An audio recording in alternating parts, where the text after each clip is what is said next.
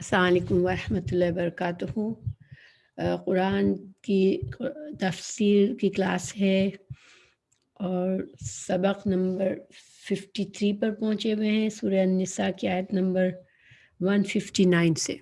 اعوذ باللہ من الشیطان الرجیم، بسم اللہ الرحمن الرحیم۔ وَإِن اور نہیں، ان جو ہے کبھی کبھی نہیں کا معنی دیتا ہے اور کبھی اگر کا معنی دیتا ہے۔ ہم کو پہچان کیسے ہوتی ہے؟ ایک پہچان یہ ہے کہ ان کے تھوڑی دیر کے بعد اسی آیت میں اگر الا آ گیا، الا آ جائے تو پھر یہ ان کس کے معنی میں ہوتا ہے؟ نہیں کے معنی میں، ٹھیک ہے؟ تو وَإِن اور نہیں، من سے، اہل کتاب، اہل کتاب، اہل کتاب میں سے، الا مگر، لَيُؤْمِنَنَّ نون پر شد ہے، وہ ایک تاکید ہے، اور دوسری علامت کون سی ہے کہ لام تاکید ہے۔ تو لام تاکید اور نون پر شد ڈبل تاکید ہے، مطلب ہے کہ ضرور بضرور کیا ہوگا کہ اہل کتاب میں کوئی بھی ایسا نہیں ہے جو کہ ضرور بضرور ایمان لے آئے گا، لَيُؤْمِنَنَّ ایمان لے آئے گا، بھی ساتھ ہی اس کے، اہل کتاب میں سے کوئی،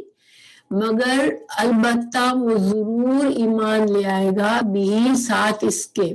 قبل پہلے، موت ہم سب جانتے ہیں، موت ہی، اس کی موت کی بات ہو رہی ہے، اس پر اختلاف ہے۔ اب میں آیت کی تفسیر کروں گی تو آپ کو سمجھ آئے گا۔ وَيَوْمَ اور یوم القیامہ قیامت کے دن، یکون وہ ہوگا من حضرت عیسیٰ ہوں گے، علیہم جب اعلیٰ آ جاتا ہے تو یہ کسی کے خلاف گواہی دینا، ٹھیک ہے، کسی کے اوپر گواہی دینا، یعنی ایک تو کسی کے فیور میں گواہی ہوتی ہے یہ، یا کہ ایک کسی کے خلاف گواہی ہوتی ہے، علیہم ان پر، شہیدن گواہ۔ اچھا اب دیکھیں اس آیت کا ترجمہ کیا ہوا کہ اہل کتاب میں سے ایک بھی ایسا نہ بچے گا جو حضرت عیسیٰ علیہ السلام کی موت سے پہلے ان پر ایمان نہ لا چکے، اور قیامت کے دن وہ ان پر گواہ ہوں گے، یہ ہے مطلب، ٹھیک ہے۔ اب اس آیت کے کچھ اس کے ترجمے کیے گئے کہ کیا اس کے بارے میں کہ یہ کیا مطلب ہے، کیا حضرت عیسیٰ علیہ السلام کی موت کے وقت سارے اہل کتاب ایمان لے آئیں گے، یا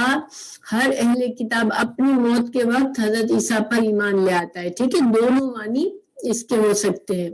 کسی نے تو تھوڑا اور اسٹریچ کر کے یہ بھی کہا کہ ہر اہل کتاب کا فرد جب مر رہا ہوتا ہے تو وہ رسول اللہ صلی اللہ علیہ وسلم پر ایمان لے آتا ہے کہ آپ سچے نبی ہیں۔ تو یہ تین ترجمے کیے گئے ہیں، کیسے، ذرا اس کو ہم تھوڑا سا ڈیٹیل میں پڑھتے ہیں۔ حضرت پہلے تو پیچھے سے تعلق دیکھیں اس آیت کا، ٹھیک ہے۔ پیچھے ہمیں بتایا اللہ تعالیٰ نے کہ حضرت عیسیٰ کے بارے میں یہودیوں نے کیا کہا کہ ہم نے تو حضرت عیسیٰ کو قتل کر دیا ہے، یہ ہم نے، آپ لوگوں کو یاد ہوگی پچھلے سبق میں ہم نے پڑھی تھی یہ آیت، کہ انہوں نے بڑے فخر سے انہوں نے یہ دعویٰ کیا کہ ہم نے حضرت عیسیٰ کو قتل کیا ہے۔ اللہ تعالیٰ نے فرمایا نہیں، حضرت عیسیٰ کو انہوں نے قتل نہیں کیا ہے، ان کو اللہ نے بلند کر لیا اپنے پاس اور ان کے اوپر معاملے کو مشتبہ کر دیا ہے۔ اب یہاں پر اسی کے بارے میں مزید آگے اللہ تعالیٰ فرما رہے ہیں کہ یہ لوگ ابھی تو نہیں مان رہے، ابھی تو سارے لوگ مختلف قسم کے رائے رکھ رہے ہیں۔ یہودی یہ دعوے کرتے ہیں کہ ہم نے ان کو قتل کر دیا ہے، سولی پر چڑھا دیا ہے، عیسائی میں سے مختلف فرقے بن گئے ہیں، کوئی کہتا ہے کہ حضرت عیسیٰ علیہ السلام کو سولی چڑھائی گئی تھی، تو کوئی کہتا ہے نہیں، ان کو سولی تو چڑھائی گئی تھی لیکن وہ پھر دوبارہ زندہ ہو کر آئے تھے، اور پتہ نہیں مختلف قسم کے حضرت عیسیٰ کے بارے میں کسی کو بھی صحیح پتہ ہی نہیں ہے کہ ہوا کیا تھا۔ مختلف قسم کے گروپ جو ہیں مختلف قسم کی باتیں کرتے ہیں، ٹھیک ہے۔ تو اللہ تعالیٰ نے قرآن میں پہلے تو واضح کر دیا کہ حضرت عیسیٰ علیہ السلام کو انہوں نے سولی نہیں چڑھائی، حضرت عیسیٰ علیہ السلام کو اللہ نے بلند کر لیا اپنی طرف، اور بلکہ بہت سی احادیث ہیں جس میں یہ بات واضح کی گئی ہے کہ حضرت عیسیٰ علیہ السلام کو اللہ تعالیٰ نے اپنی طرف لے لیا جسم اور جان کے ساتھ، اور جسم اور روح کے ساتھ، اور وہ قیامت کے وقت واپس آئیں گے اس دنیا میں اور اپنی باقی کی زندگی پوری کریں گے۔ تو اب یہاں پر مزید اللہ تعالیٰ فرما رہے ہیں کہ یہ اہل کتاب تو مختلف قسم کے شبہات میں مبتلا ہے، لیکن جب اب یہاں پر دو معنی ہوئے کہ جب کوئی بھی اہل کتاب مرنے لگتا ہے تو اس کو اس وقت موت کے وقت حضرت عیسیٰ علیہ السلام کی حقیقت پتہ چل جاتی ہے کہ حضرت عیسیٰ علیہ السلام جو تھے وہ ان کو سولی پہ نہیں چڑھایا گیا تھا، وہ آسمان پر اٹھا لیے گئے تھے۔ اور دوسرا مطلب یہ لیا گیا کہ جب حضرت عیسیٰ علیہ السلام دوبارہ آئیں گے دنیا میں تو پھر اس وقت سارے لوگوں کو پتہ چل جائے گا۔ تو اس کے بارے میں کچھ اقوال ہیں۔ حضرت ابن عباس فرماتے ہیں کہ اس سے مطلب حضرت عیسیٰ کی علیہ السلام کی موت ہے، یعنی کہ جب حضرت عیسیٰ علیہ السلام جو ہے دنیا میں آئیں گے، دوبارہ اپنی زندگی گزاریں گے، اور ان کی موت سے پہلے تمام اہل کتاب کو ایمان آ جائے گا کہ حضرت عیسیٰ علیہ السلام تو ان کے بارے میں پوری حقیقت ان کو پتہ چل جائے گی کہ وہ مرے نہیں تھے، اس پر سولی پہ ان کو نہیں ڈالا گیا تھا، اور وہ اب یہاں ہمارے سامنے موجود ہیں اور اب ان کی صحیح موت آ رہی ہے۔ ٹھیک ہے، تو یہ حضرت عباس نے ابو مالک فرماتے ہیں کہ جناب مسیح اتریں گے اس وقت کل اہل کتاب آپ پر ایمان لے آئیں گے۔ ٹھیک ہے، ابن عباس سے ایک روایت ہے خصوصاً یہودی ایک بھی باقی نہیں رہے گا۔ حسن بصری فرماتے ہیں آپ سے جب اس آیت کی تفسیر پوچھی جاتی ہے تو آپ فرماتے ہیں اللہ تعالیٰ نے مسیح علیہ السلام کو اپنے پاس اٹھا لیا ہے اور قیامت سے پہلے آپ کو دوبارہ زمین پر اس حیثیت سے بھیجیں گے کہ ہر نیک اور بد آپ پر ایمان لے آئے۔ دوسرا قول ہے اس میں یہ کہا گیا، حضرت ابن عباس رضی اللہ عنہ فرماتے ہیں کہ کوئی یہودی نہیں مرتا جب تک کہ وہ حضرت اللہ پر ایمان لے آئے۔ آپ کو پتہ ہے جب انسان مر رہا ہوتا ہے اس وقت مرنے سے بالکل پہلے جب اس کو فرشتے نظر آنے لگتے ہیں اور اس کا دنیا والوں سے تعلق ٹوٹ چکا ہوتا ہے، وہ دنیا والوں کو بتا نہیں سکتا کہ میں فرشتوں کو دیکھ رہا ہوں، میں کیا دیکھ رہا ہوں۔ اس وقت جب نزاع کا وقت ہوتا ہے اس وقت ہر یہودی اور عیسائی کو پتہ چل جاتا ہے کہ ہم نے حضرت عیسیٰ علیہ السلام کے بارے میں جو غلط عقیدے رکھے تھے وہ صحیح نہیں تھے۔ تو مگر پھر اس کا یہ مطلب نہیں ہے کہ وہ مسلمان ہو گئے، ٹھیک ہے، چونکہ ان کا جرم تھا یہ کہ حضرت عیسیٰ علیہ السلام پر ایمان نہیں لائے تھے۔ اب وہ جب مر رہا ہے کوئی یہودی یا عیسائی، اب وہ مان لیتا ہے کہ حضرت عیسیٰ اللہ کے بیٹے نہیں تھے، ان کو اللہ نے اوپر اٹھا لیا تھا، تو اس کا مطلب ہے اب اس کا عقیدہ صحیح ہو گیا تو کیا اب وہ جنت میں جائے گا؟ یہ مطلب نہیں ہے، کیونکہ ہمیں پہلے ہی بتا دیا گیا ہے کہ انسان جب مرنے لگتا ہے اس وقت کا ایمان اس کو کام نہیں آتا۔ قرآن میں ہے وَلَيْسَتِ التَّوْبَةُ لِلَّذِينَ يَعْمَلُونَ السَّيِّئَاتِ حَتَّى إِذَا حَضَرَ أَحَدَهُمُ الْمَوْتُ قَالَ إِنِّي تُبْتُ الْآنَ، کہ اللہ تعالیٰ نے فرمایا کہ اس شخص کی توبہ قبول نہیں ہوتی جو ساری زندگی تو گناہ میں گزارے اور جب موت اس کے سر پر آ جائے تو کہے کہ اب میں توبہ کرتا ہوں۔ ٹھیک ہے، کیونکہ موت کی جب آثار نظر آ جاتے ہیں مرنے والے کو یقین ہو جاتا ہے کہ یہ میری موت آ گئی اب، تو اس وقت اگر وہ توبہ کرتا ہے تو وہ توبہ قبول نہیں ہوتی۔ لیکن ایک اللہ تعالیٰ حجت تمام کرنے کے لیے جیسے کہ اس کو یہ بتا دیا جاتا ہے کہ حضرت عیسیٰ کے بارے میں تمہارا عقیدہ غلط تھا۔ تو اسی طرح دوسری آیت ہے فَلَمَّا رَأَوْا بَأْسَنَا قَالُوا آمَنَّا بِاللَّهِ وَحْدَهُ، جب اللہ تعالیٰ نے بتایا کہ جب موت کے آ جانے تک برائیوں میں مشغول رہے اور ان کی توبہ قبول نہیں ہوئی، جب اللہ کا عذاب دیکھا تو ایمان لے آئے، لیکن یہ ایمان کام نہیں دے گا۔ تو یہ دلائل ہے کہ دیکھا جائے تو دونوں باتیں صحیح ہو سکتی ہے اس آیت کے بارے میں کہ اہل کتاب کا ہر فرد جان تو لے گا کہ وہ حضرت عیسیٰ کے بارے میں غلط عقیدہ تھا، مگر اس کو اس وقت کا جاننا، اس وقت کا ماننا کام نہیں آئے گا، اس کو اس کی جو بھی پنشمنٹ ہوگی اس میں فرق نہیں آئے گا۔ اور دوسرا جو زیادہ واضح، زیادہ راجح ہے، جس کو زیادہ علماء نے قبول کیا ہے، وہ رائے کیا ہے کہ جب حضرت عیسیٰ علیہ السلام دنیا میں دوبارہ آئیں گے تو اس وقت جو ہے وہ تمام لوگ، تمام جتنے بھی اہل کتاب ہیں وہ ایمان لے آئیں گے کہ حضرت عیسیٰ علیہ السلام اللہ کے نبی ہیں اور وہ اللہ کے بیٹے نہیں ہیں، اور حضرت عیسیٰ علیہ السلام اس وقت اسلام ہی کی تعلیمات دیں گے۔ حضرت عیسیٰ علیہ السلام اس وقت حضرت اپنی نئی شریعت لے کر نہیں آئیں گے، بلکہ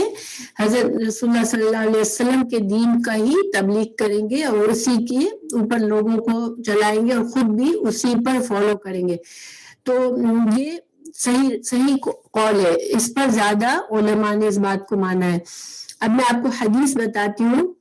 جو کہ حضرت عیسیٰ علیہ السلام کے بارے میں ہے۔ رسول اللہ صلی اللہ علیہ وسلم نے فرمایا کہ اس کی قسم، اس ذات کی قسم جس کے ہاتھ میں میری جان ہے، ان قریب تم میں ابن مریم نازل ہوں گے، عادل منصف بن کر صلیب کو توڑ دیں گے۔ تو جب حضرت عیسیٰ علیہ السلام آئیں گے تو وہ کیا کریں گے کہ صلیب کو توڑ دیں گے، یعنی عیسائیوں کا یہ سمبل ہے نا، صلیب ان کا مذہبی سمبل ہے، کیونکہ وہ اس صلیب کے سمبل سے وہ یہ بات اپنا عقیدہ ظاہر کرتے ہیں کہ حضرت عیسیٰ علیہ السلام کی موت صلیب پر واقع ہوئی تھی، تو صلیب کو توڑ دیں گے حضرت عیسیٰ علیہ السلام، پھر خنزیر کو قتل کریں گے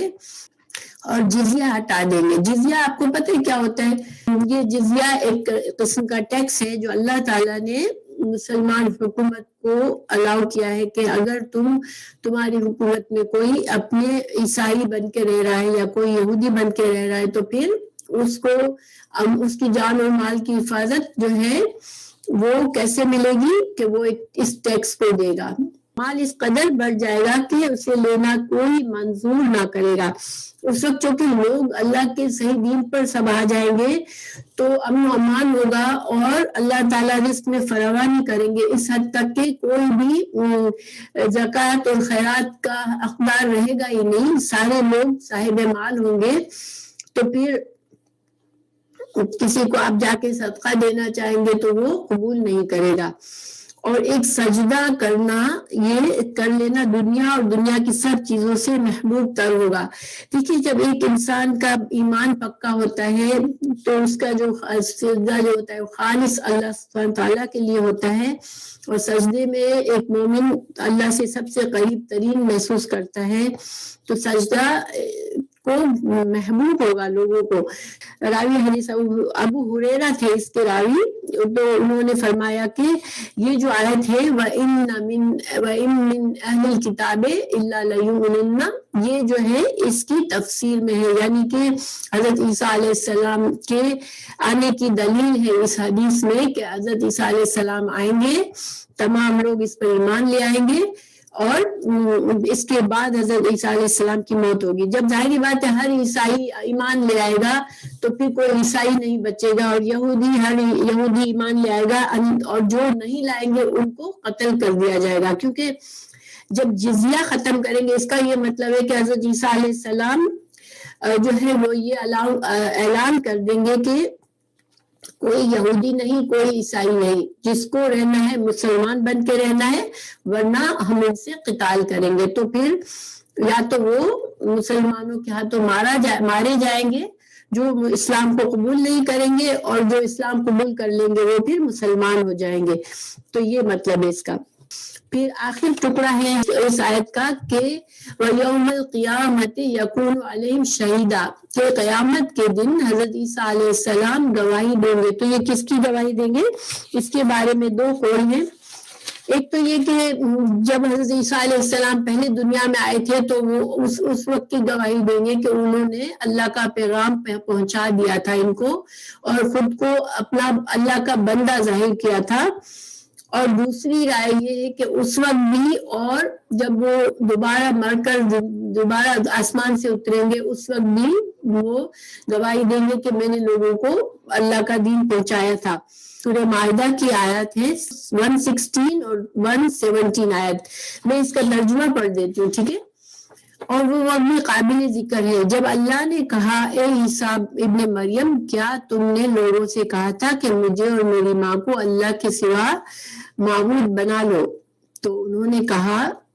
تیری، یعنی حضرت عیسیٰ علیہ السلام جواب دیں گے تیری ذات ہر عیب سے پاک ہے،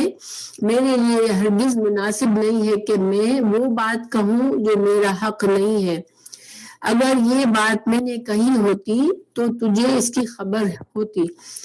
تو میرے دل کی چھپی باتوں کو تو جانتا ہے اور میں تیرے دل کی کوئی بات نہیں جانتا ہوں، بے شک تو تمام غیبی امور کا جاننے والا ہے۔ اور پھر آیت نمبر 117 میں ہے میں نے تو ان سے وہی بات کہی تھی جس کا تو نے مجھے حکم دیا تھا کہ اللہ کے بندو تم لوگ اللہ کی عبادت کرو جو میرا اور تم سب کا رب ہے، اور میں جب بھی ان کے درمیان رہا ان کے اعمال پر شاہد رہا، جب تو نے مجھے اٹھا لیا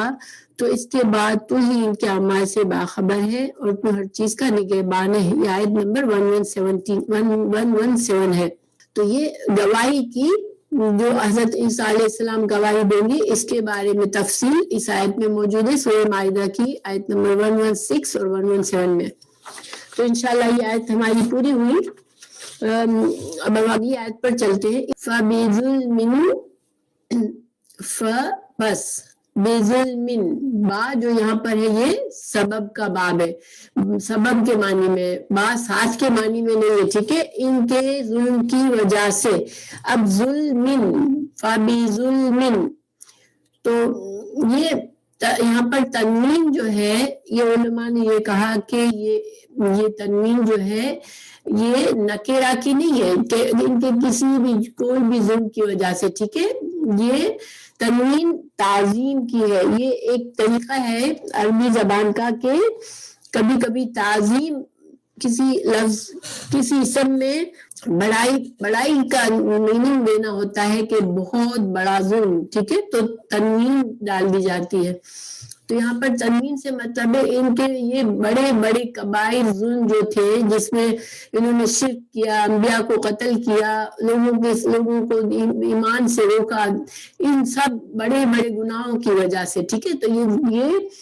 ظلم کیا ہے؟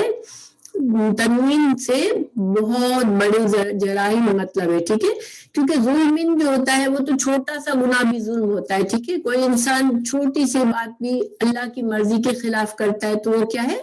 وہ ظلم ہو جاتا ہے، کیونکہ اللہ کا حق ہے کہ اللہ تعالیٰ کی فرما برداری کی جائے۔ جب انسان نافرمانی کے کام کرتا ہے تو وہ ظلم کر رہا ہوتا ہے، لیکن یہاں پر یہ چھوٹے جرائم کی بات نہیں ہے کیونکہ اللہ تعالیٰ آگے بتا رہے کہ کیا سزا دی ان کو، ٹھیک ہے؟ اور پھر دوسرا یہاں پر یہ ہے کہ بی ظلم کو پہلے کر دیا تو ہونا چاہیے تھا کہ جملہ ایسے ہونا چاہیے تھا کہ ہم نے حرام کیا یہودیوں پر ان کے ظلم کی وجہ سے، تو بے ظلم آیت میں بعد میں آنا چاہیے تھا، مگر اللہ تعالیٰ نے اس کو پہلے ذکر کیا۔ تو جب اس طرح سے ہوتا ہے تو یہ بھی ایک حسر پیدا کرتا ہے، یعنی کہ صرف یہی وجہ ہے، یعنی کہ اللہ تعالیٰ نے صرف ان کے ظلموں کی وجہ سے ہی، یقیناً ان کے ظلم کی وجہ سے اللہ نے کیا کیا؟ من الذین، من سے الذین، وہ لوگ ہادو جو یہودی ہو گئے، جنہوں نے خود کو یہودی کہا، حرمنا، حرام کر دیا ہم نے، علیہم، ان پر، طیبات، پاکیزہ چیزیں، احلت، حلال کی گئی تھی، لہم، ان کے لیے، وبصدہم، اور ان کے روکنے کی وجہ سے، یعنی کہ ان کے ظلم کی وجہ سے اور ان کے روکنے کی وجہ سے۔ تو ظلم میں یہاں ہونا چاہیے تھا، ٹھیک ہے، جملے میں، لیکن اس کو اوپر ڈالا گیا، اس سے حسر پیدا ہو گیا کہ صرف یہی وجہ تھی کہ ان کے اللہ تعالیٰ نے کوئی اپنی طرف سے ان کے ساتھ زیادتی نہیں کی کہ ان کے اوپر بہت سی چیزیں حرام کر دی جو کہ حلال تھی، بلکہ وہ صرف ان کے جرائم کی وجہ سے بطور سزا کہ ان کے اندر اتنی سرکشی تھی، کھلم کھلا اللہ کی نافرمانی کے کام کرتے تھے، تو اس وجہ سے اللہ نے کیا کیا کہ اللہ نے حرام کر دی ان پر پاکیزہ چیزیں جو کہ حلال تھی پہلے، لہم وبصدہم، اور ان کے اور جرم کیا بتایا اللہ نے کہ وہ روکتے تھے لوگوں کو، ٹھیک ہے، خود تو نہیں ایمان لاتے تھے لیکن دوسروں کو بھی روکتے تھے، ان سبیل اللہ، سبیل راستہ اللہ کے راستے سے وہ دوسروں کو بھی روکتے تھے، کثیرن بہت زیادہ، یعنی کہ بہت سی لوگوں کو یہ روکتے تھے زیادہ، بہت سے لوگوں کو اللہ کے دین سے روکتے تھے، یا بہت زیادہ روکنے کی کوشش کرتے تھے، دونوں معنی ہیں یہاں پر۔ تو اللہ تعالیٰ یہاں کیا فرما رہے ہیں کہ اللہ نے ان کو سزا دی ان کی اس سرکشی کی وجہ سے، ان کے جرائم اللہ نے کیا بتائے، ایک تو یہ جو تھے وہ ابھی اگلی آیت میں بھی ان کے جرائم بتائے جائیں گے مزید،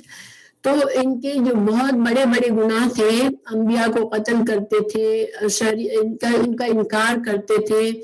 اور اللہ کی کھلی نافرمانی کرتے تھے، ان کی ضد اور سرکشی کی وجہ سے اللہ نے کیا کیا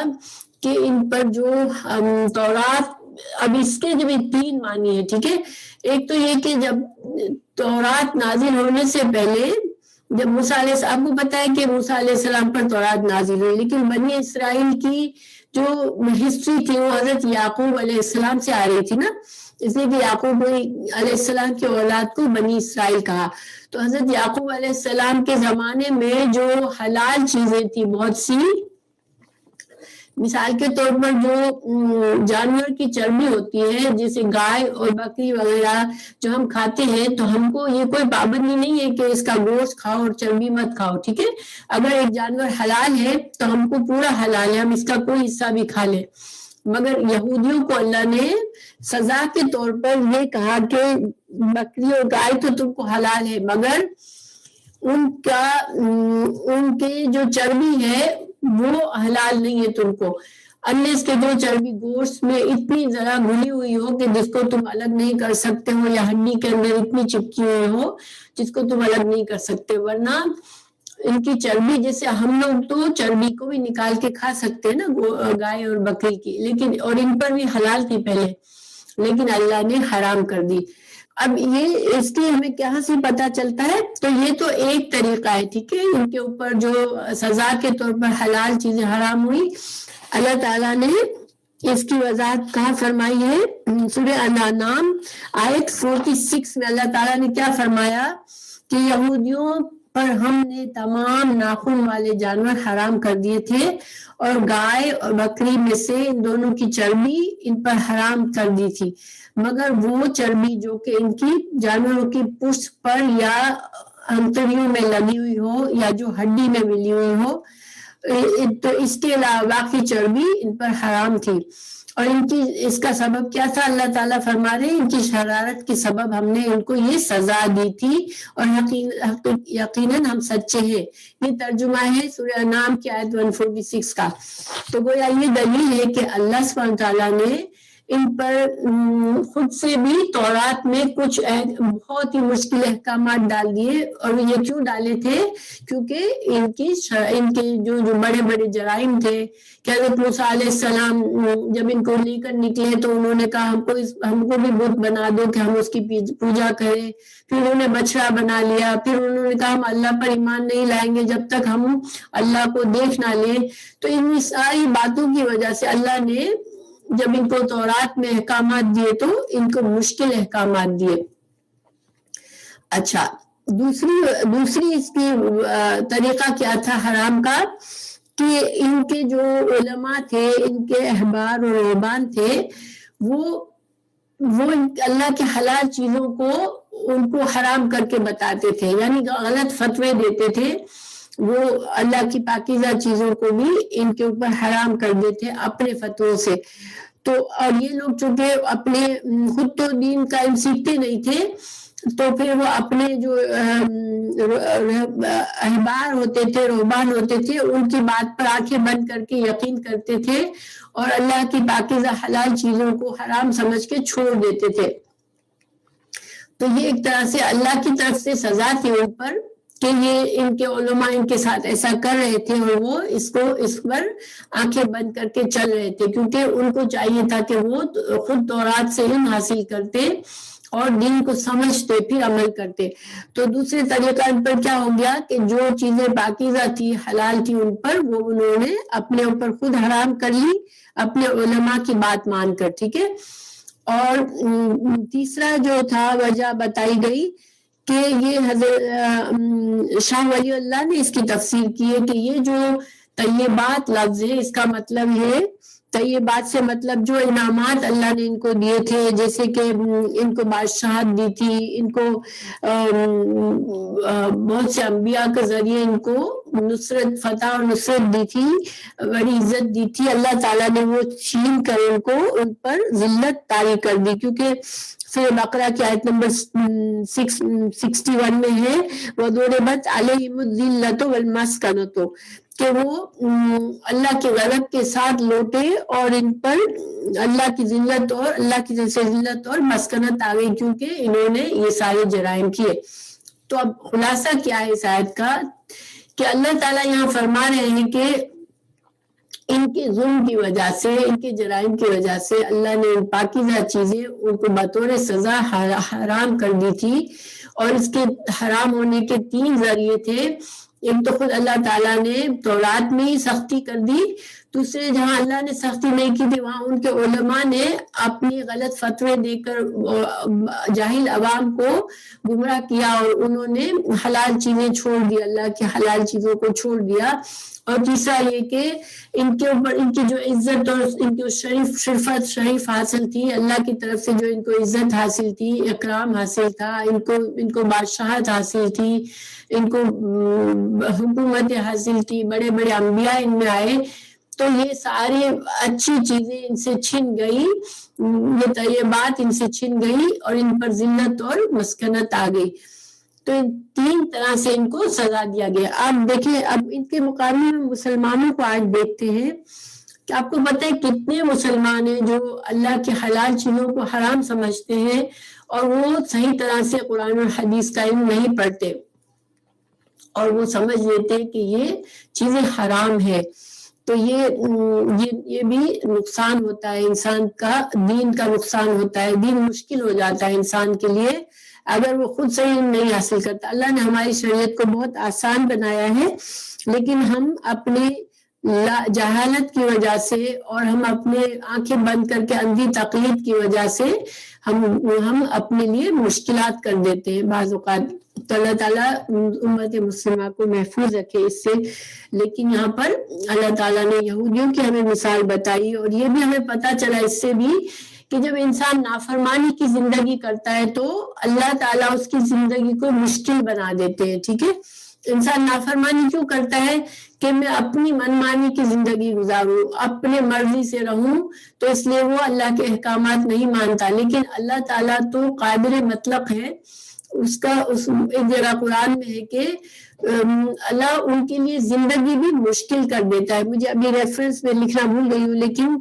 جو انسان اللہ کی آیات سے اعراض برتتا ہے اللہ تعالیٰ نے اس پر وعدہ کیا ہے کہ اس کی زندگی کو مشکل کر دے گا. اور جو انسان اللہ کے دین کو چھوڑ کر دنیا کے پیچھے بھاگے گا تو اللہ اس کو ایسا کر دے گا کہ اسے اس دنیا سے ہی چھٹی نہیں ملے گی. اس پر اتنا زیادہ مسائل طاری ہو جائیں گے کہ وہ اپنے مسائل میں اتنا گر جائے گا کہ وہ پھر اللہ کی طرف آ ہی نہیں سکے گا. تو یہ سزائیں بھی ہوتی ہے. انسان کو ہمیشہ یہ سوچنا چاہیے کہ میری بھلائی اور میری بہتری اللہ کے احکامات کے آگے جھکنے میں ہے. اگر میں اپنی منمانی چاہوں گا تو اللہ تو ہر چیز پر قادر ہے. اللہ چاہے تو مجھے ہر حلال چیز آسان کر دے میرے لیے، میں فرما برداری کی زندگی گزاروں تو اللہ میری ہر جائز خواہش خود سے پوری کر سکتا ہے. لیکن اگر میں اپنی خواہشات کے پیچھے چلوں گا تو پھر ہو سکتا ہے کہ اللہ تعالیٰ ناراض ہو کر مجھے میری خواہشات کے حوالے ہی کر دے. آپ کو پتہ ہے بعض لوگ اتنے کچے ہوتے ہیں اپنی خواہش کے کہ ان کو ان کی جان نکلتی ہے، ہر خواہش کے پیچھے ان کی جان نکل رہی ہوتی ہے. آپ نے یہ شعر بھی سنا ہوگا، ہزاروں خواہشیں ایسی کہ ہر خواہش پہ دم نکلے، بہت نکلے میرے ارمان لیکن پھر بھی کم نکلے. تو انسان کا حال تو ایسا ہے کہ اگر وہ ہر خواہش اس کی ایسی ہوگی کہ اس کی جان ہی نکل رہی ہے، اگر وہ خواہش پوری نہیں ہوئی تو وہ مر ہی جائے گا، تو وہ انسان اس خواہش کے پیچھے ہی بھاگتا رہے گا. انسان کو اپنی خواہشات کو، اپنے نفس کو اللہ کی فرما برداری میں جھکا دینا چاہیے، اسی میں ہماری بھلائی اور ہماری فائدہ ہے. پھر انشاءاللہ اگلی آیت پر چلتے ہیں. وَأَخْذِهِمْ اور ان کے بوجہ، اور ان کے بوجہ ان کے لینے کی وجہ سے، وَأَخْذِهِمْ ربا سود لینا، ان کا سود لینا ایک اور جرم بتایا جا رہا ہے کہ اور ان کے اوپر یہ سارے جرائم، ان کے اللہ تعالیٰ نے ان پر یہ سزا کیوں دی؟ کیونکہ وہ سود بھی لیتے تھے. وقد نہو اور تحقیق اللہ نے ان کو روکا تھا، ان کو منع کیا تھا، سود لینے سے ان کو منع کیا تھا. جس طرح سود ہمارے لیے حرام ہے ان کو بھی حرام کیا گیا تھا، مگر وہ سود سے باز نہیں آئے اور سود کے کھانے سے، سود کے کاروبار کرنے سے، سود کی لین دین کرنے کی وجہ سے بھی ان کو یہ سزا ملی. وَأَكْلِهِمْ اور ان کے کھانے کے، اکلا کا مطلب ہوتا ہے کھانا، ان کے کھانے کے، اموال الناس لوگوں کے مال، بالباطل باطل طریقوں سے وہ لوگوں کے مال کھاتے تھے. کیسے کرتے تھے؟ دھوکہ دے کر کھاتے تھے، رشوت لے کر کھاتے تھے لوگوں کا مال، اور ناجائز غلط فتوے دے کر مال کھاتے تھے. تو ایک تو لوگوں کے ساتھ زیادتی کرتے تھے کہ ان کے ناجائز طور پر ان کے مال کھاتے تھے. پھر لوگوں کے ساتھ دوسری زیادتی کیا کرتے تھے کہ ان کو غلط دین بتا کر ان کو اللہ کے دین کے صحیح دین سے روکتے تھے. تو یہ لوگوں کے ساتھ بھی ان کا ظلم تھا. اور اللہ کے ساتھ کیا ان کا ظلم تھا کہ وہ اللہ کے حرام کو حلال کر دیتے تھے. اللہ نے کہا سود حرام ہے تو انہوں نے خود پر حلال کر لیا. تو اور اللہ کے پیغمبروں کو انہوں نے قتل کیا، پیغمبروں کو جھٹلایا، یہ سارے ان کے جرائم تھے. تو ان کے باطل طریقے سے لوگوں کا مال کھانے کی وجہ سے اعتدنا اور تیار کیا ہے ہم نے. اعتدنا اور دیکھیے عدد سے ہے، اور عدد یعنی کہ گن گن کے تیار کیا ہے، بالکل ان کے جرائم کے مطابق ان کا سزا تیار کی ہے اللہ نے. للکافرین کافروں کے لیے، اور یہاں پر ان کو کافر کہا گیا کیونکہ جو اتنے بڑے بڑے جرائم کرتا ہے اس کو اللہ تعالیٰ ایمان والا نہیں سمجھتا. تو اور پھر آپ کو پتا ہے کہ ان کا کفر کہاں ثابت ہوتا ہے کہ انہوں نے انبیاء کا جھٹلا دیا. جو اللہ کے کسی ایک نبی کو نہیں مانتا وہ اس کا ایمان نہیں ہے. تو ان کے کفر کی، ان کافروں کے لیے اللہ نے تیار کی ہے منہم ان میں سے عذاب علیمن، تو ان کے لیے دردناک عذاب ان کے لیے تیار کر کے رکھا ہے اللہ نے. یعنی دنیا میں تو ان کو سزا دی اللہ نے کہ ان کو ذلت و رسوائی دی، ان کے لیے جو حلال چیزیں تھی وہ حرام کر دی، ان کا دین پر چلنا مشکل کر دیا. لیکن ابھی باقی آخرت کا عذاب ابھی ان پر باقی ہے کہ ان کے لیے تیار کر کے رکھا ہے اللہ نے دردناک عذاب. تو اللہ تعالیٰ محفوظ رکھے. دیکھیں آج ہم غور کریں کیا سارے مسلمان سود سے اس طرح ڈرتے ہیں جیسے خنزیر کو سے بھاگتے ہیں. دیکھیے خنزیر کا گوشت کھانے کے لیے مسلمان تیار نہیں ہوتے، وہ بھاگتے ہیں دور کہ نہیں یہ حرام ہے. تو سود کا کھانا بھی حرام ہی ہے. تو سود کو لوگوں نے اتنا عام کر دیا کہ اب انسان کو یہ کراہت ہی ختم ہو گئی. جس طرح ہمیں خنزیر کے گوشت سے کراہت ہونی چاہیے تھی، اس سے زیادہ ہمیں سود سے کراہت ہونی چاہیے تھی، مگر ہم نے اتنا عام کر دیا سود کو کہ اس کی کراہت دل سے ختم ہو گئی. کیونکہ جب گناہ کو اتنا عام کر دیتے ہیں تو پھر وہ گناہ کا وہ اثر ہی نہیں رہتا انسان کے اوپر کہ یہ گناہ ہے یا نہیں ہے. انسان کی ضمیر سو جاتا ہے، اس کو جھٹکے نہیں لگتے، اس کو سوچ نہیں آتی کہ یہ میں گناہ کر رہا ہوں۔ تو اللہ تعالیٰ محفوظ رکھے مسلمانوں کو، اس لیے کہ دیکھیں اللہ تعالیٰ نے یہاں سخت سخت وعیدیں کی ہیں، ان کو کافر کہا ہے، ان کے لیے عذاب علیم کی بتایا کہ عذاب علیم ان کے لیے تیار ہے، اور دوسرا دنیا میں بھی ذلت و رسوائی اور مشکلات ہیں۔ تو یہ آج مسلمان دنیا میں تو سفر کر رہے ہیں، بہت سی مسلمان بہت ہی زیادہ تکالیف سے گزر رہے ہیں، اللہ تعالیٰ مسلمانوں کی اصلاح فرما دے، آمین۔ پھر لیکن اللہ تعالیٰ فرما رہے کہ یہ سارے بنی اسرائیل ایک جیسے نہیں ہے، ٹھیک ہے، اور یہ اللہ کا طریقہ ہے کہ اللہ تعالیٰ نیک اور بد میں ہمیشہ واضح فرق کرتے ہیں۔ تو جو بنی اسرائیل کے اچھے لوگ ہیں اب ان کی تعریف کی جا رہی ہے، لیکن الراسخون، راسخ کون ہوتا ہے؟ جس کا علم اتنا پختہ ہے، جس کے اندر جو اتنا سختی سے اللہ کی شریعت پر قائم رہتا ہے، کیونکہ دین کے علم حاصل کرنے کا مطلب یہی ہے کہ انسان کا وہی علم اس کے لیے کارآمد ہے جو کہ اس کے عمل میں آ جائے، اس کا اوڑھنا بچھونا بن جائے۔ کیونکہ دیکھیں جب علماء تو بہت سے ہوتے ہیں، اور یہ بہت سے علماء ہی تھے جو ان کو قوم کو گمراہ کر رہے تھے، اور مسلمانوں میں بھی بہت سے علماء ہی ہیں جو دین کو غلط یوز کر کے لوگوں کو گمراہ کرتے ہیں۔ لیکن جن لوگوں کا علم اتنا پختہ ہوتا ہے کہ وہ ان کے عمل میں آ جاتا ہے اور ان کا اوڑھنا بچھونا بن جاتا ہے، وہ راسخ ہوتا ہے، ان کا علم راسخ، رسوخ کا مطلب مضبوط، پختہ، تو ان کا علم اتنا پختہ ہوتا ہے کہ ان کے عمل سے پتہ چلتا ہے، ان کے ہر انداز سے دین کا پتہ چلتا ہے۔ تو جو ایسے لوگ تھے جو راسخ تھے علم میں، فی العلم میں، منہم ان میں سے، یعنی کہ بنی اسرائیل میں سے،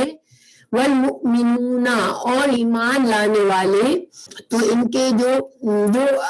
علماء نہیں تھے مگر ان کے عام لوگ بھی جو بہت زیادہ ایمان جن کا پکا تھا، مضبوط تھا، جن کا ایمان صحیح تھا، وہ بھی یؤمنون جو ایمان لاتے تھے، بما ساتھ اس کے جو انزلہ نازل کیا گیا، الیکا، اللہ تعالیٰ ان کی صفت بتا رہے ہیں کہ جو عام یہودی تھے، جو بہت بڑے عالم نہیں تھے لیکن ان کا ایمان پختہ تھا، وہ شریعت پر اچھی طرح چل رہے تھے، انہوں نے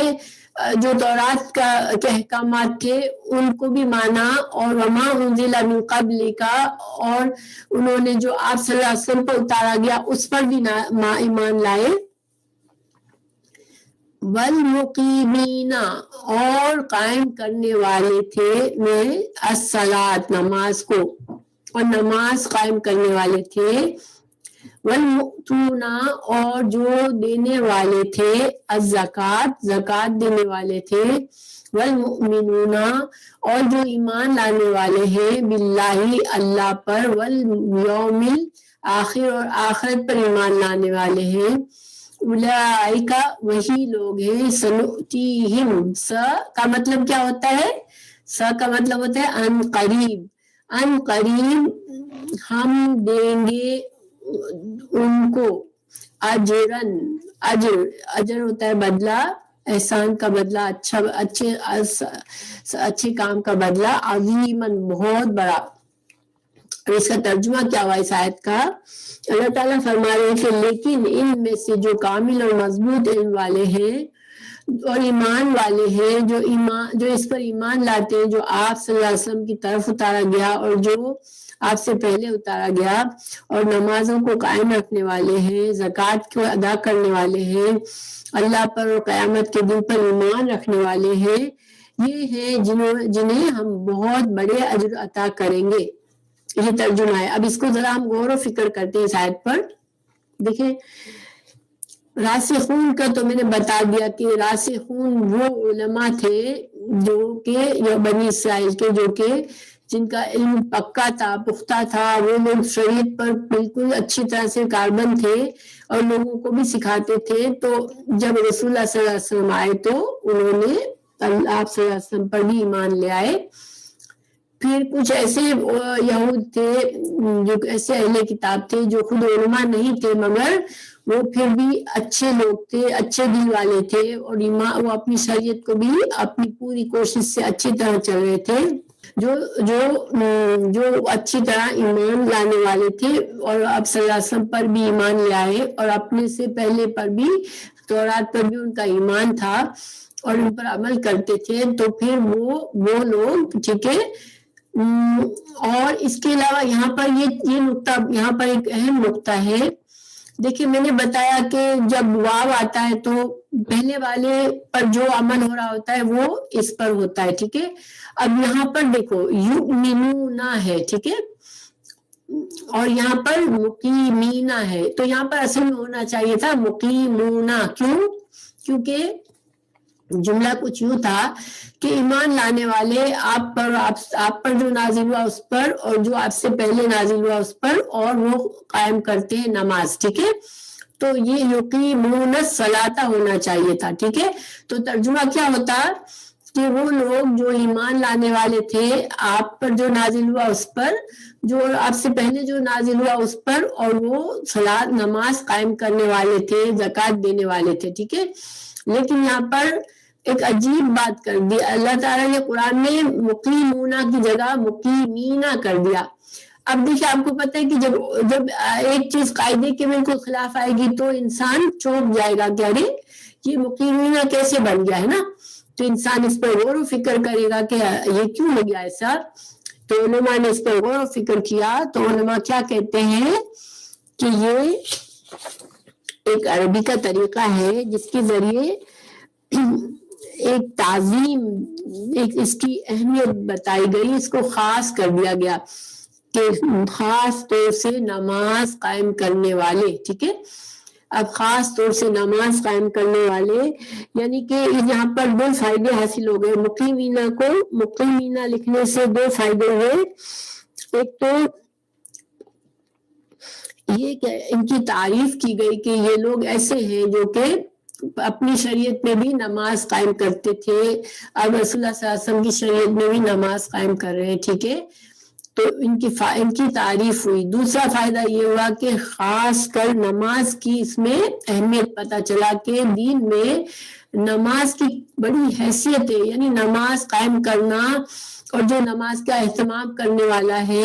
وہ بہت معمولی بات نہیں ہے، بہت بڑی بات ہے کہ انسان نماز کو قائم کرے۔ اور آپ کو پتہ ہے نماز قائم کرنے میں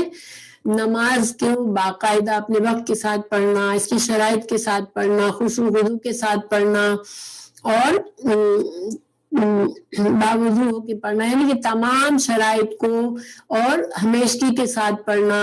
اللہ کے لیے خاص نیت کر کے کرنا، یہ ساری باتیں آ جاتی ہے۔ تو نماز کی یہاں پر اہمیت بتائی گئی کہ نماز جو ہے وہ دین کا بہت ہی اہم، یعنی کسی کا ایمان کتنا پکا ہے یہ نماز، اس کی نماز سے پتہ چلتا ہے۔ تو اللہ تعالیٰ نے یہاں مقیمینا لکھ کر یہ ایکسٹرا فائدہ دیا کہ ہمیں پتہ چلتا ہے کہ نماز کی کتنی اہمیت ہے ہمارے دین میں، کہ نماز ایک طرح سے بہت اہم حصہ ہے دین کا۔ آپ کو پتہ ہے جب ہم نے سورہ بقرہ میں پارہ 2 میں پڑھا تھا کہ جب قبلہ چینج ہوا تو مسلمانوں نے آپ صلی اللہ علیہ وسلم سے پوچھا کہ یا رسول اللہ، جن لوگوں نے نمازیں پہلے پڑھی تھی، جو بیت المقدس کی طرف 13-14 مہینوں تک نمازیں پڑھی تھی، تو کیا اب ان کی نمازیں ضائع ہو جائے گی؟ اب تو اگر وہ مر گئے دنیا سے اور ان کو تو قبلے کی طرف نماز پڑھنا نصیب ہی نہیں ہوا، تو اللہ تعالیٰ نے کیا آیت نازل فرمائی تھی کہ وَمَا اللَّهُ يُضِلُّ إِيمَانَكُمْ، اللہ ایسا نہیں تمہارے ایمان کو ضائع کر دے۔ یعنی اللہ تعالیٰ نے جواب میں یہ نہیں کہا تھا کہ اللہ ایسا نہیں ہے کہ ان کی نمازوں کو ضائع کر دے، اللہ نے فرمایا تھا کہ اللہ ایسا نہیں ہے جو تمہارے ایمان کو ضائع کر دے۔ گویا کہ نماز کو ایمان کے نام سے اللہ نے جواب دیا تھا۔ آپ لوگوں کو شاید کسی کو یاد ہو وہ آیات۔ تو بہرحال نماز کی اہمیت یہاں پر ظاہر کی گئی ہے۔ تو اس کی ایک اور مثال اس طرح کے انداز سے جو اللہ تعالیٰ نے یہ یہاں پر مقیمونا کو مقیمینا کہا، تو اس طرح سے دوسری جگہ پر مثال ہے کہ اللہ تعالیٰ نے اسی انداز میں سورہ بقرہ کی آیت 177 میں فرمایا تھا وَالْمُؤْمِنُونَ بِعَهْدِهِمْ اذا عاهدوا والصابرین فی البأساء والضراء وحین الباس. آپ کو پتہ ہے آیت البر ایک ہے سورہ بقرہ میں، تو آیت البر میں بھی اللہ تعالیٰ نے بتایا تھا ہمیں کہ نیکی کیا ہے. تو اللہ تعالیٰ نے بہت سی باتیں بتا کے پھر فرمایا تھا کہ جو خاص طور سے صبر کرنے والے ہیں مشکل کے وقت، تنگی کے وقت، اور ثابت قدم رہنے والے ہیں، تو وہاں پر صابرین کہا تھا، صابرون کی جگہ پر. تو وہاں پر صبر کی اہمیت کو جتانا تھا کہ صبر کے بغیر انسان دین پر نہیں قائم چل سکتا، دین کے احکامات کو اچھی طرح سے پورا نہیں کر سکتا، اللہ کی شریعت پر صحیح عمل نہیں کر سکتا. صبر ایک ایسی چیز ہے جو تمام عبادات کی جڑ ہے کہ ہر طرح سے نیک بننا ہے، اگر اللہ کی شریعت پر قائم رہنا ہے تو صبر ہونا بہت ضروری ہے. تو وہاں صبر کی اہمیت جتانے کے لیے صابرین کہا تھا. آیت نمبر 177 سورہ بقرہ، اگر کسی کو تجسس ہے تو وہ اس کو اچھی طرح سے پڑھ سکتا ہے انشاءاللہ. تو اب یہاں پر ہمیں یہ پتا چلا کہ سارے یہودی ایک جیسے نہیں تھے. جو لوگ اچھے لوگ تھے اللہ نے ان کو توفیق دے دی، وہ ایمان لے آئے اور وہ مسلمان ہو گئے. اور زکوٰۃ کا یہاں مطلب مال کی زکوٰۃ بھی ہے اور اپنے نفس کا تزکیہ بھی ہے کہ اپنے نفس کو بھی پاک رکھنے والے ہیں اور مال کی بھی زکوٰۃ دیتے ہیں. اور پھر یہاں پر ایمان تو پہلے آ گیا تھا، یؤمنون بما انزل الیک وما انزل من قبلک میں ایمان آ گیا تھا، لیکن یہاں پر دوبارہ دہرایا خاص طور سے یوم الآخرہ کو. تو یوم الآخرہ کو دوبارہ لانے کی کیا ضرورت تھی؟ ایمان تو وہاں پر آ گیا کہ جو ایماندار ہے، تو مطلب ایمان تو جو ایمان اللہ پر رکھتا ہے وہ تمام غیب کی چیزوں پر ایمان رکھتا ہے، اللہ کے فرشتوں پر، اللہ کی کتابوں پر اور آخرت کے دن پر. تو یہ تو سارا آ گیا تھا اس میں ہی مفہوم، لیکن اللہ نے آخرت کے دن کی اہمیت جتانے کے لیے دوبارہ خاص طور پر ذکر کیا کہ آخرت پر ایمان ہے ان کا. کیوں؟ کیونکہ آخرت کا ایمان بہت اہم ہے. دیکھیں جس کو آخرت پر یقین ہوگا اور جتنا پکا یقین ہوگا نا، وہ اتنا ہی اللہ سے ڈرے گا کہ مجھے اللہ کے سامنے کھڑا ہونا ہے ایک دن، اور میرے تمام اعمال ابھی لکھے جا رہے ہیں اور میرا حساب مجھے دینا پڑے گا. جب تک انسان کو آخرت کا ایمان پکا نہیں ہوگا اس کا عمل درست نہیں ہوتا. تو اس وجہ سے اللہ تعالیٰ نے آخرت کے ایمان کو دوبارہ سے خاص الگ سے بھی ذکر کر دیا کہ حالانکہ اس کی نہ بھی ہوتا تو بھی یہ شامل تھا. تو یہاں پر دو چیزوں کی اہمیت جتائی گئی، ایک آخرت پر ایمان لانے کی اور دوسری نماز قائم کرنے کی. اگر یہ دو چیزیں انسان کے اندر مضبوط اور پکی ہے تو پھر وہ کیا ہوتا ہے؟ راسخون میں سے ہو جاتا ہے، وہ راسخ ہو جاتا ہے، اس کا عمل مضبوط پکا ہوتا ہے، وہ چٹان کی طرح ہر مخالفت کا مقابلہ کرتا ہے مگر اپنے دین سے نہیں پھرتا، ہر مشکل ہر رکاوٹ کا مقابلہ کر سکتا ہے وہ. پھر اگر ایسے لوگ ہیں تو پھر کیا ہے؟ اللہ تعالیٰ اس کو اجر عظیم دے گا. ایسے لوگوں کے لیے اللہ تعالیٰ ضائع نہیں ہونے دے گا، ان کی محنت، ان کی جو بھی قربانی ہے وہ اللہ ضائع نہیں ہونے دے گا. تو اللہ تعالیٰ ہمیں ان لوگوں میں سے بنائے جو کہ راسخ ہو جاتے ہیں. ہم بھی اللہ کے فضل سے دین کا سیکھ رہے ہیں، لیکن اللہ تعالیٰ ہمیں راسخ بنا دے. جو کچھ ہم سیکھتے ہیں ہم اس کان سے سن کر اس کان سے نہ نکالے، بلکہ ہر چیز کو ایک آئینے کی طرح دیکھیں کہ میں کہاں کھڑا ہوں، مجھے کہاں پر، میں یہ ساری باتوں میں میرا عمل کہاں ہے. ہمیں یہ دیکھنا ضروری ہے. جب تک ہم یہ نہیں دیکھیں گے جب تک ہم راسخ نہیں ہوں گے. اور جو ابھی میں نے آپ کو یہ بتایا تھا کہ بس صابرین وہاں پر آیت البر میں آیا ہے، یہاں پر مقیمین آیا ہے. قرآن میں دو جگہ پر اللہ تعالیٰ نے یہ قاعدے کے خلاف یہ لفظ کو منسوب بتایا ہے. تو اس سے مطلب ایک ایکسٹرا فائدہ ہمیں یہ ملا کہ صبر اور نماز یہ دو چیزیں بہت خاص ہیں. اگر ہمیں راسخ بننا ہے، ہمیں متقی بننا ہے، تو ہمارے اندر یہ دو کوالٹی بہت مسٹ ہے کہ ہم اپنے اندر یہ دو کوالٹیز پیدا کریں. تو انشاءاللہ ہماری آخرت کے لیے بہتری ہے۔ تو الحمدللہ ہمارا آج کا لیسن پورا ہوا۔ خلاصہ بس یہی ہے کہ دیکھیں یہ ساری باتیں بتائی جا رہی ہیں ہمیں یہ نہیں ہے کہ یہ تو بنی اسرائیل دیکھو کیسے لوگ تھے، کیسے ان کو سزا ملی، کیسے انہوں نے غلط کام کیے، نہیں، ہمیں یہ دیکھنا ہے کہ ہم کہاں کھڑے ہوئے ہیں اور ہم نے ان آیات سے کیا سیکھا۔ ٹھیک ہے، یہ ضروری ہے کہ ہم اپنا علاج کریں، اپنا تزکیہ کریں انشاءاللہ۔ تو اللہ تعالیٰ ہمیں توفیق دے کہ ہم اچھے ایسے بن جائے جیسے اللہ تعالیٰ ہمیں پسند فرماتا ہے۔ تو انشاءاللہ یہاں پر ہم اپنا سبق اینڈ کریں گے۔